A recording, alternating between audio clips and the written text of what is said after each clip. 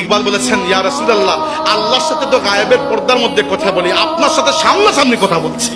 ইয়া রাসূলুল্লাহ, আপনার উম্মতের অবস্থা বড় খারাপ আজকে। আমরাও ইকবালের ভাষায় বলি, ইয়া রাসূলুল্লাহ, ফিলিস্তিনের মুসলমানদের অবস্থা বড় খারাপ।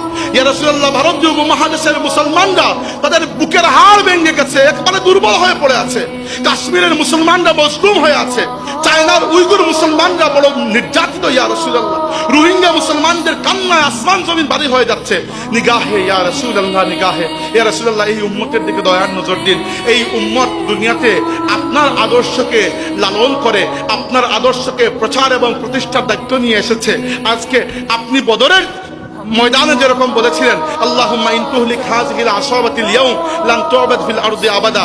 আল্লাহ, এই যে 313 জন মানুষকে নিয়ে এসেছি, এরা আমার এতদিনের মেহনতের ফসল। আজকে যদি এরা ধ্বংস হয়ে যায়, দুনিয়াতে তোমাকে ডাকার মতো কেউ বাকি থাকবে না। আমরাও আজকে আল্লাহ রাসূলকে খবর দিচ্ছি এটা, ইয়া রাসূলুল্লাহ, এই দুনিয়াতে মুসলমানদের অবস্থা বড় সংকটাপন্ন। যদি আপনার নজরে করম আমাদের উপর না থাকে, এই দুনিয়াতে আপনার উম্মতের জন্য টিকে থাকা বড় মুশকিল হয়ে যাচ্ছে। আমরা আল্লাহর কাছে দোয়া চাই, আল্লাহ তাবারক ওয়া তাআলা যেন এই উম্মতের সেই শৌর্যবীর্যের দিনকে আবার ফিরিয়ে দেন।